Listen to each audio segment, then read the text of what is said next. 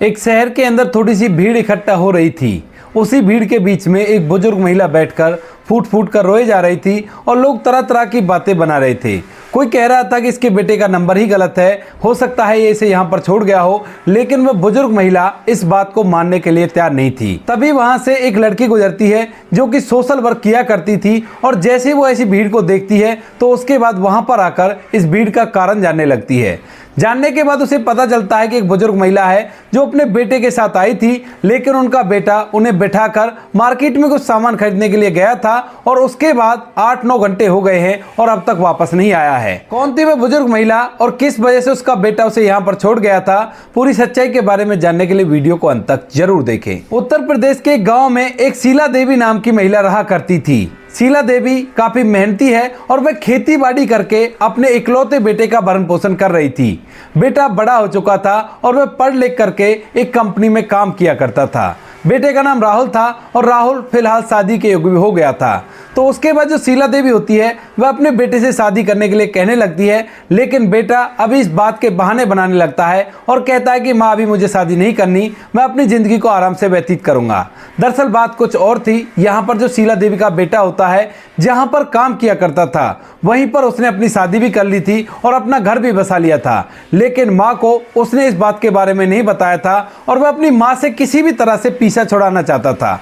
वह पढ़ लिख गया था और पढ़ाई लिखाई में उसकी माँ ने उसके लिए पैसे लगा दिए थे, लेकिन जब भी उसकी माँ उससे अपने पास आने के लिए कहा करती तो वह उससे मना कर दिया करता है। कहता है कि माँ अभी मुझे टाइम नहीं है, टाइम मिलेगा जब आ जाऊंगा और कोई भी दिक्कत नहीं है। शीला देवी यहाँ पर पैसे कमाया करती और उन पैसों को भी बेटा किसी न किसी पढ़ाई लिखाई के बहाने से अपनी माँ से हड़प लिया करता और उन पैसों को भी अपने वहां पर खर्च कर दिया करता अपने परिवार के ऊपर। शीला देवी के पास 2 एकड़ जमीन है और एक अपना घर है जो उसने खुद अपने पैसों से बनाया था और उसकी जमीन भी खुद नहीं खरीदी थी।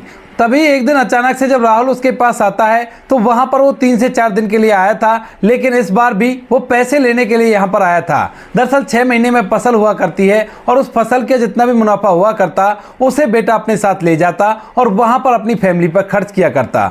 उसने अपनी माँ को ये नहीं बताया था कि उसकी शादी भी हो चुकी है और उसको एक लड़का भी है। माँ उससे बार बार कहा करती है कि बेटा या तो तू ऐसा कर, मुझे भी अपने साथ ले जा, या फिर तू यहीं पर आकर रहने लग। अब वहां पर क्या करेगा, यहाँ भी तो बड़े बड़े शहरों में अच्छी अच्छी कंपनियां हैं, वहां पर तू काम कर लेना और हम लोग यहीं पर एक साथ रहेंगे। लेकिन बेटा बार बार बहाने बनाकर निकल जाया करता और धीरे धीरे कुछ दिन और बीत जाते हैं। अब जैसे एक दिन राहुल माँ के पास आता है तो माँ उससे कहने लगती है कि बेटा ऐसा करते हैं कि अगर तुझे वहीं पर रहना है तो वहीं पर चलते हैं, इस पूरी जमीन जायदाद को बेच देते हैं और बेचने के बाद जो भी पैसे हमें मिलेंगे उन पैसों को लेकर तू वहीं पे घर खरीद लेना और उस घर के अंदर दोनों माँ बेटे रहेंगे और कोई भी कैसी भी दिक्कत नहीं है। अब यह बात सुनते ही राहुल को डर लगने लगता है कि कहीं उसका वो भेद जिसे वो काफी दिनों से छुपाता हुआ आया है अपनी माँ से, वह भेद खुल ना जाए। यही बात सोचकर वह पहले तो मना करता है, लेकिन जब माँ कहने लगती है कि बेटा इसमें बुराई क्या है, जब भी वो जमीन तेरी है तो इससे अच्छा यहाँ पर इसे बेच देंगे और वहां पर उन पैसों से घर ले लेंगे, अच्छी तरह से समय व्यतीत हो जाएगा, कोई भी कैसी भी दिक्कत नहीं है। जब माँ दोबारा बेटे से कहती है तो उसके दिमाग में एक अलग ही खुरापात चलने लगती है। वह सोचने लगता है कि बात तो माँ सही कह रही है, इस जमीन जायदाद को बेचने के बाद वहां पर अपना घर तो हो जाएगा, क्योंकि अभी तक भी राहुल एक किराए के घर में रहा करता था और अपनी पत्नी और बच्चों का भरण पोषण किया करता था। दरअसल राहुल ने लव मैरिज की थी और राहुल ने जब उससे पहली बार बात की थी तो उसी दौरान उससे कह दिया था कि मैं अनाथ हूं, मेरा कोई भी नहीं है इस दुनिया में। अब इसके बाद वह अपनी पत्नी को यह बात बताता तो वह उसके सामने झूठा बन जाता और इसी झूठ को छुपाने के लिए उसने कभी भी अपनी माँ के बारे में उसे नहीं बताया। जब भी वह यहाँ पर अपनी माँ से मिलने के लिए आया करता है तब भी अपनी पत्नी से कहा करता है कि मुझे कंपनी के काम से कहीं बाहर जाना होगा, 7 से 8 दिन के बाद मैं आऊंगा, तब तक तुम बच्चे का और अपना ख्याल रखना। अब जब माँ जमीन को बेचने की बात कहती है तो राहुल इस बात के लिए एग्री हो जाता है और इस बात को सुनकर कि उसका बेटा इस बार राजी हो गया है उसे अपने साथ ले जाने के लिए वह बड़ी खुश हो जाती है। राहुल आनंद फानंद में प्रॉपर्टी डीलर से बात करता है और उस जमीन के दाम लगवा देता है। प्रॉपर्टी डीलर से 2 से 3 दिन का समय मांगता है और कहता है कि 2-3 दिन बाद तुम मुझे जमीन दिखा देना और उसके बाद मैं पार्टी से कहकर इस बात को पक्का करा करा लूंगा। इसके बाद जो राहुल होता है उसका वापस लौटने का टाइम हो गया था, लेकिन वो अपनी माँ से कहता है कि माँ मैं अभी तो जा रहा हूँ, पीछे से प्रॉपर्टी डीलर का फोन आएगा और उसके बाद प्रॉपर्टी डीलर को इस जमीन को दिखा देना। माँ उसकी इस बात के लिए एग्री हो जाती है और राहुल भी जैसे जमीन के कागज बन जाएंगे वैसे वापस लौटने के लिए माँ से कह देता है। ऐसा कहकर राहुल वहां से चला गया था और 2 से 3 दिन के बाद जो माँ शीला देवी होती है उसके पास प्रॉपर्टी डीलर का फोन आता है और वह उसे जमीन दिखाने के लिए कहने लगता है। अब जो शीला देवी थी उसके पास 2 एकड़ जमीन थी, तो जैसे ही प्रॉपर्टी डीलर का फोन आता है तो वह उसे खेतों की जमीन दिखा देती है, लेकिन उसने घर की जमीन नहीं दिखाई थी। प्रॉपर्टी डीलर भी खेतों की जमीन देख लेता है और पार्टी को ये खेत बड़े ही अच्छे लगते हैं और वह इनका सौदा करने के लिए तैयार हो जाता है। अब जैसे ही राहुल को ये पता चलता है कि पार्टी को सौदा मंजूर है, तो इसके बाद वह डीलर से कागज बनाने के लिए कहता है और कहता है कि तुम कागज रेडी करो, मैं आकर वहां पर जमीन को तुम्हारे नाम करवा दूंगा और पैसे लेकर वापस से यहाँ पर आ जाऊंगा। डीलर कागज रेडी करता है और 2 से 3 दिन के अंदर राहुल को इस बारे में खबर कर देता है। अब जब राहुल को पता चलता है कि कागज रेडी हो गए हैं, केवल उस जमीन को बेचने के बाद वहां से पैसे लेने हैं, तो इसी बात को सोचकर राहुल वहां से वापस अपने गांव आ जाता है और डीलर के साथ मिलकर अपनी मां को ले जाकर उस जमीन के पेपरों पर साइन करवाने लगता है। लेकिन जैसे वो लोग उसे पैसे देते हैं तो वो पैसे थोड़े कम थे, जितने पैसे उसने आंके थे इस जमीन के, तो वो कहने लगता है कि इतने कम पैसे कैसे हैं। तो प्रॉपर्टी डीलर कहता है कि इतने ही पैसे बनते हैं तुम्हारी जमीन के और वो पैसे हमने तुम्हें दे दिए हैं। तो वो कहता है कि हाँ इतने पैसे तो बनते हैं, लेकिन ये पैसे तो केवल खेतों के हैं, घर के पैसे कहाँ हैं। तो प्रॉपर्टी डीलर राहुल को बताता है कि मैं तुम्हें बताना भूल गया, जो पार्टी आई थी वो केवल खेतों को ही देखकर राजी हो गई और उन्हें खेत ही चाहिए थे। घर के लिए कोई और पार्टी ढूंढ लूंगा, जब मुझे पार्टी मिल जाएगी तो मैं तुम्हें दोबारा से बुला लूंगा और उसके बाद तुम घर का सौदा बाद में कर देना। अब राहुल को यह बात अच्छी तो नहीं लगती है, लेकिन उसके बाद भी वह मायूस सा होकर उन पैसों को ले लेता है और इसके बाद अपनी माँ को तैयार करके अपने साथ चलने के लिए कहने लगता है।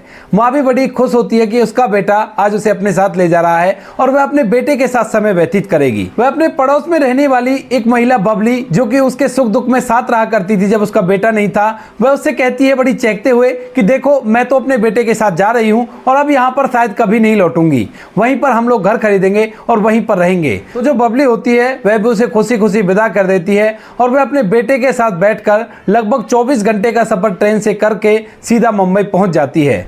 मुंबई जाते हुए रास्ते में बहुत कुछ सोच रही थी कि अब मेरा बेटा मेरे साथ रहेगा, मैं उसे ऐसे खिलाऊंगी पिलाऊंगी, इस तरह से रखूंगी और उसके बाद उसकी यहीं से शादी करा लूंगी। लेकिन वहां जाने के बाद बेटा उसे रेलवे स्टेशन पर बैठाता है और कहता है कि माँ अभी आप रुको, मैं यहाँ से टैक्सी कर लेता हूँ और यहाँ से हिलना मत, मैं थोड़ी देर में वापस लौट जाऊंगा, कोई भी कैसी भी दिक्कत नहीं है।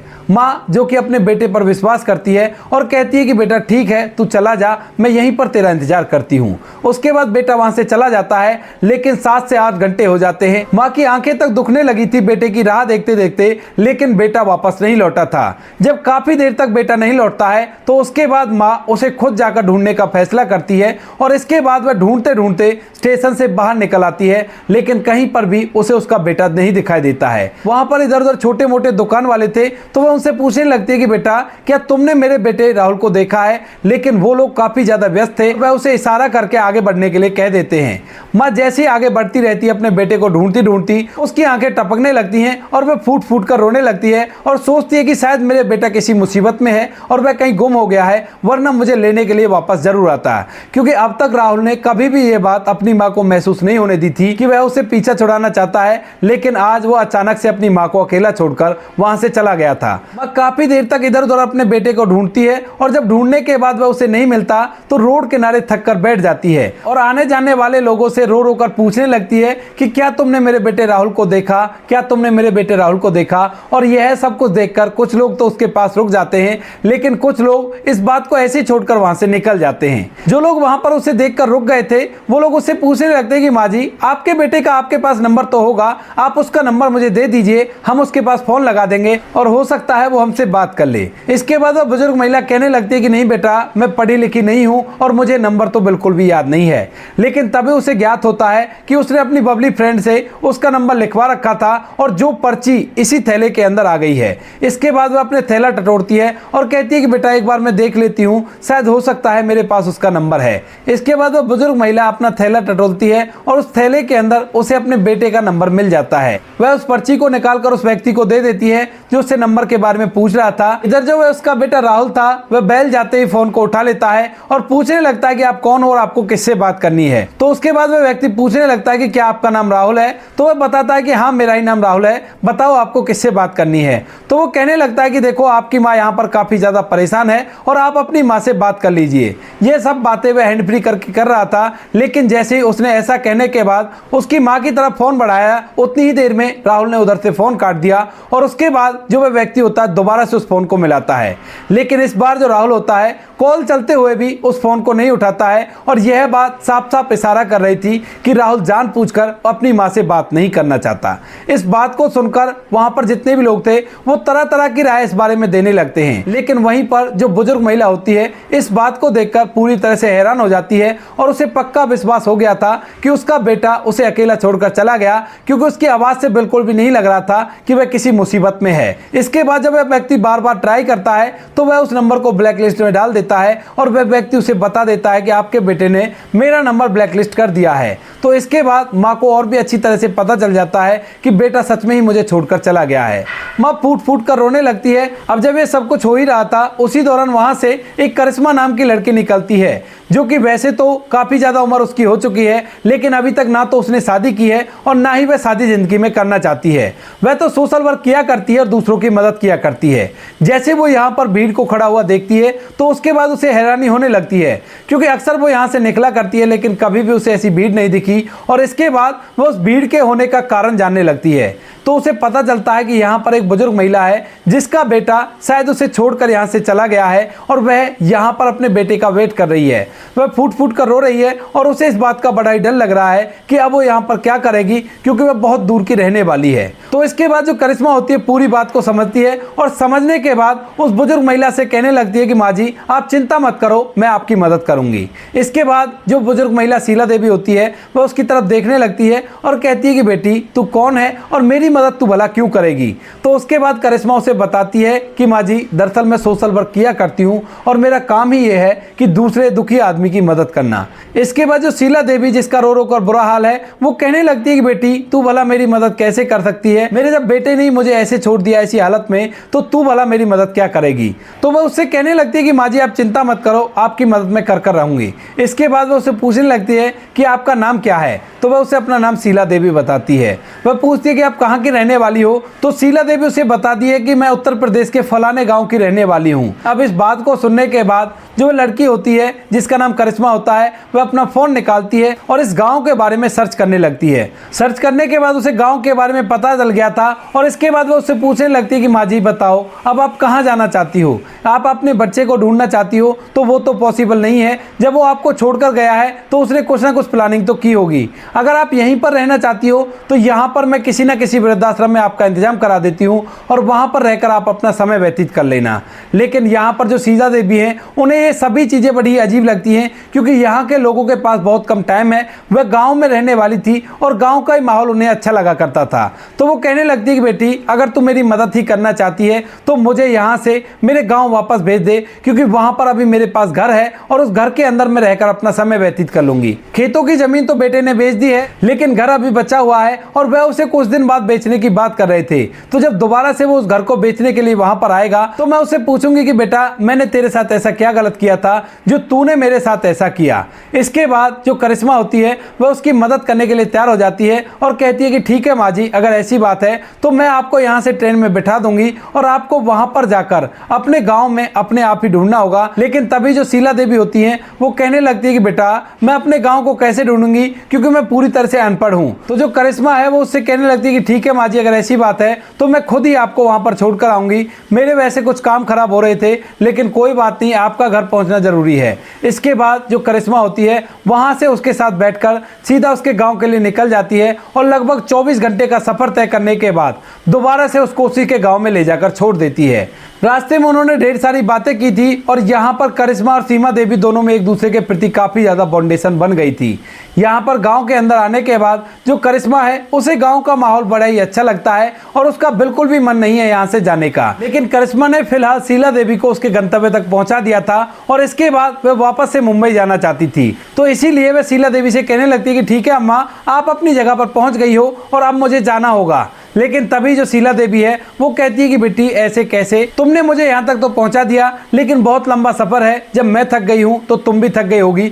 मेरा यहाँ पर घर है, तो घर के अंदर 2-3 दिन आराम करो और उसके बाद यहाँ से चली जाना। इस बात को सुनकर करिश्मा भी उसकी इस बात के लिए मान जाती है और इसके बाद शीला देवी और करिश्मा दोनों शीला देवी के उस घर में पहुंच जाते हैं जहां का ज्यादातर सामान उन्होंने इधर उधर कर दिया था, क्योंकि वह हमेशा हमेशा के लिए यहां से जा रहे थे। लेकिन जब वो इस घर के अंदर दोबारा आती हैं तो उनकी आंखों से आंसू टपकने लगते हैं, क्योंकि वो बातें उसे अब भी याद आ रही थी जो कुछ उनका बेटा उससे कहकर यहाँ से गया था। इसके बाद वो फूट फूट कर रोने लगती है घर के अंदर आकर, लेकिन तभी जो करिश्मा होती है उसे संभालती है। कहती है कि माँ जी, इस तरह से काम नहीं चलेगा। मैंने अपनी जिंदगी में बहुत सारे बुजुर्ग लोग देखे हैं जिनके बेटे उनके साथ ऐसा कर दिया करते हैं, लेकिन आपको बड़ी हिम्मत से काम लेना होगा और धैर्य से अपनी जिंदगी को अच्छी तरह से संभालो, कोई भी दिक्कत नहीं है। जब आपके पति की मौत हुई थी, जब भी आपने बताया था कि आपने बड़े धैर्य से काम लिया था और ये जमीन जिस पर ये घर बना है, ये जमीन आपने अपनी मेहनत से खरीदी है और अपनी मेहनत से घर बनाया है। अब जब अपने बेटे के लिए आप इतना कर सकती हो तो अपने लिए तो बहुत कुछ ही कर सकती होगी।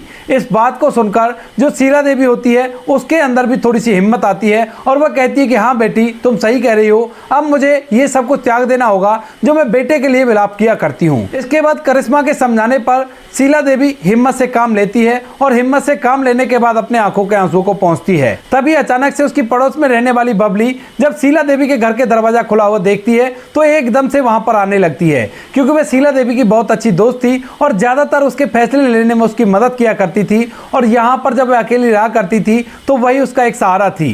घंटों घंटों तक वो दोनों एक दूसरे से बातें किया करती थी। तो वह वहां पर उस घर के अंदर आकर देखने लगती है और जैसे उसे शीला देवी दिखाई देती है तो झट से आकर उसे गले लग जाती है और पूछने लगती है कि शीला, तू तो ये कह रही थी कि अब तू कभी भी यहाँ पर वापस नहीं आएगी, लेकिन फिर ऐसा क्या हो गया जो तू यहाँ पर वापस लौट आई है, और ये कौन है जो लड़की तुम्हारे साथ है। तो उसके बाद जो शीला देवी होती है इस बात को सुनकर फिर से उसकी आंखों में आंसू आ जाते हैं। तभी करिश्मा उसके कंधे पर हाथ रखती है और उसे हिम्मत देती है। इसके बाद जो शीला देवी होती है उसको बताने लगती है कि बबली, इस तरह से मेरे बेटे ने मेरे साथ धोखा किया था और मैं वहां पर बैठकर इतनी परेशान थी। उसके बाद इस लड़की ने मेरी मदद की और मुझे यहाँ तक छोड़ने के लिए आई है।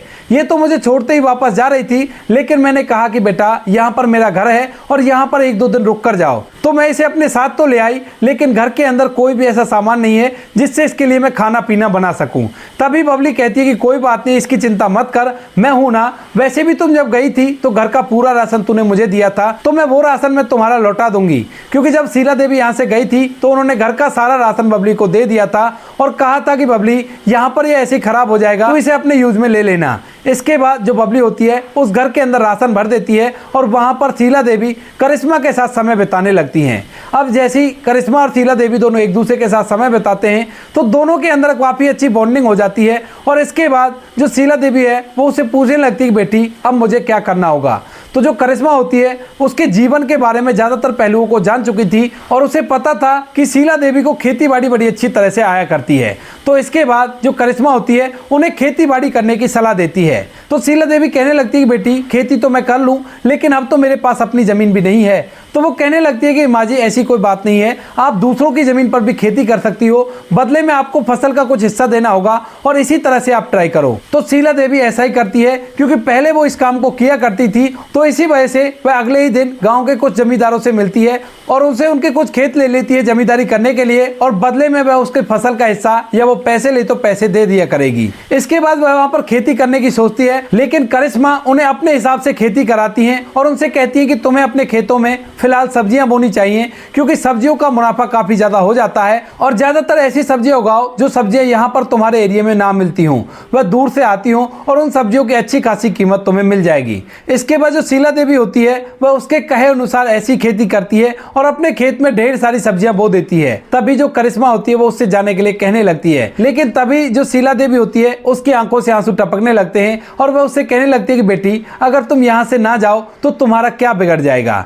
इस बात को सुनकर करिश्मा थोड़ी देर तक सोच विचार करती है और कहने लगती है कि क्यों माँ जी, मेरा आप यहाँ पर क्या करोगी। तो वो कहने लगती है कि बेटी, कुछ करने की बात नहीं है, दरअसल मुझे अब तुम्हारे अंदर बहुत ही ज्यादा अपनापन दिखाई दिया करता है, तो क्यों ना हम दोनों माँ बेटी इस घर के अंदर रहें और आराम से अपना समय व्यतीत करें। इस बात को सुनकर पहले तो करिश्मा मना करती है, लेकिन जब शीला देवी बार बार जिद करती है तो उसके बाद करिश्मा वहीं पर रह जाती है। और जैसे फसल उठाने का समय आता है तो उन्हें अच्छा खासा मुनाफा हुआ था और उस मुनाफे को पाकर शीला देवी बड़ी खुश होती है। इधर जो करिश्मा थी उसे भी बड़ी खुशी होती है और वो कहने लगती है कि माँ जी, अब तो आपके पास ढेर सारे पैसे हैं, अब आप इन पैसों से क्या करोगी।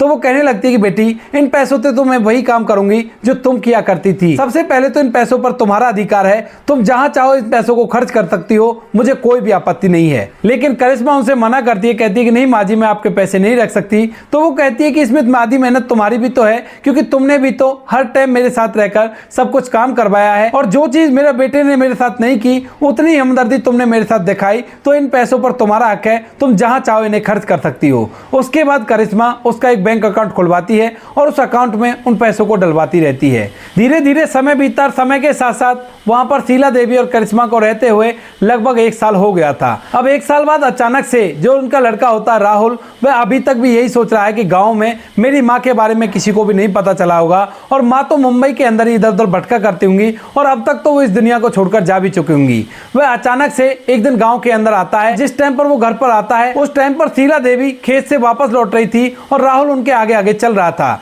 जब शीला देवी राहुल को देखती हैं तो देखते ही उन्हें समझ में आ जाता है कि यह और कोई नहीं राहुल है। तो वह करिश्मा से कहने लगती है कि बेटी, शायद ये मेरा बेटा राहुल है और दोबारा से घर पर आया है घर को बेचने के लिए। इसके बाद जो करिश्मा होती है वो कहती है कि अच्छा माँ जी, सच में ही आपको पक्का विश्वास है ना। तो वो कहती है कि हाँ बेटी, पीछे से देखकर लग तो यही रहा है, लेकिन इसके पीछे पीछे चलते हैं, अगर ये घर की तरफ गया तो पक्का ये राहुल ही है, क्योंकि मैं अपने बेटे को बड़ी अच्छी तरह से जानती हूँ। इसके बाद धीरे धीरे बढ़ता हुआ वह लड़का उसी घर पर पहुंच जाता है जहां पर शीला देवी करिश्मा के साथ रहा करती थी। जैसे वो घर की हालत देखता है कि घर की डेंटिंग पेंटिंग भी हो रही है, तो एकदम से बौखला सा जाता है और उसे लगता है कि घर पर किसी और ने कब्जा कर लिया है और वो इस घर के अंदर रहा करता है। वह घर के सामने पहुंचता है और अड़ोसी पड़ोसियों को आवाज लगाकर वहां पर इकट्ठा कर लेता है। इतनी देर में शीला देवी भी वहां पर आ गई थी, और जैसे वो अपनी माँ को यहाँ पर देखता है तो एकदम से बड़ा ही हैरान हो जाता है और सोचने लगता है कि ऐसा कैसे हो गया। इतनी देर में अड़ोस पड़ोस वाले भी आ गए थे, जिनको शीला देवी के बारे में सब कुछ पता था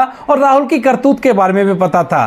तो वो लोग उसे खरी खोटी सुनाने लगते हैं, और उनमें से ही एक व्यक्ति पुलिस को फोन करके वहां पर बुला लेता है। पुलिस को पूरा मामला समझाया जाता है और कहा जाता है कि इस तरह से ये शीला देवी के खेतों को बेचकर यहां से चला गया और उनको रास्ते में धोखा देकर वहां से कहीं भाग गया। अब ये वापस लौटा है तो आप इसे अपने साथ ले जाइए। इसके बाद जब पुलिस वाले शीला देवी से पूछते हैं इन सभी चीजों के बारे में, तो शीला देवी भी राहुल को बिल्कुल भी माफ नहीं करना चाहती और वह पुलिस वालों को उससे ले जाने के लिए कह देती हैं। इसके बाद जो राहुल होता है अपनी माँ के सामने हाथ जोड़ने लगता है और गिड़गिड़ाने लगता है, कहता है कि माँ मुझे माफ कर दो, मुझसे बहुत बड़ी गलती हो गई। लेकिन माँ उस पर बिल्कुल भी रहम नहीं दिखाती है और पुलिस वालों से कह देती है कि आप इसे ले जाओ, मैं इसकी शक्ल तक भी देखना पसंद नहीं करती। इसके बाद पुलिस वाले उसे लेकर जाने लगते हैं, लेकिन तभी जो राहुल है वो अपनी माँ के सामने एक सच्चाई रिवील करता है और कहता है कि माँ, मेरे एक बच्चा है और मेरी पत्नी भी है। मैं तो इस घर को बेचकर दोबारा से पैसे ले जाने आया था ताकि मैं अपने परिवार के साथ हंसी खुशी जीवन व्यतीत कर सकूं।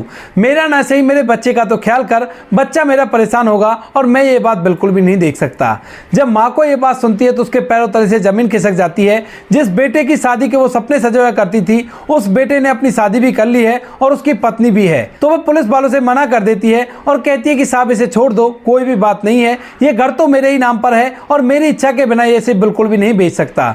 उसके बाद राहुल को पुलिस वाले छोड़ देते हैं और वहां से वापस चले जाते हैं। राहुल अपनी माँ के पैरों को पकड़कर माफी मांगने लगता है, लेकिन जो शीला देवी होती है उसे धक्का देकर गिरा देती है और कहती है कि बेटा, मैंने तो उसी दिन तय कर लिया था कि तू मेरा बेटा है ही नहीं, अगर मेरा बेटा होता तो मेरे साथ ऐसा बिल्कुल भी नहीं करता। अब तू यहाँ से चला जा, इसी में तेरी भलाई है। यहाँ पर इस घर के अंदर मैं तुझे 1 सेकंड भी बर्दाश्त नहीं कर सकती। वो तो तुम्हारे बच्चों का सवाल था और तुम्हारे लिए थोड़ी बहुत ममता अभी भी मेरे दिल में बची हुई थी। इसी वजह से मैंने पुलिस वालों को तुम्हें छोड़ने के लिए कह दिया था, वरना मेरे कहने के बाद तुम्हें जेल की सलाखों के पीछे समय व्यतीत करना पड़ता। इसके बाद राहुल काफी ज्यादा शर्मिंदा होता है और माफी मांगने की कोशिश खोज करता है, लेकिन शीला देवी उसे धक्के देकर वहां से भगा देती है।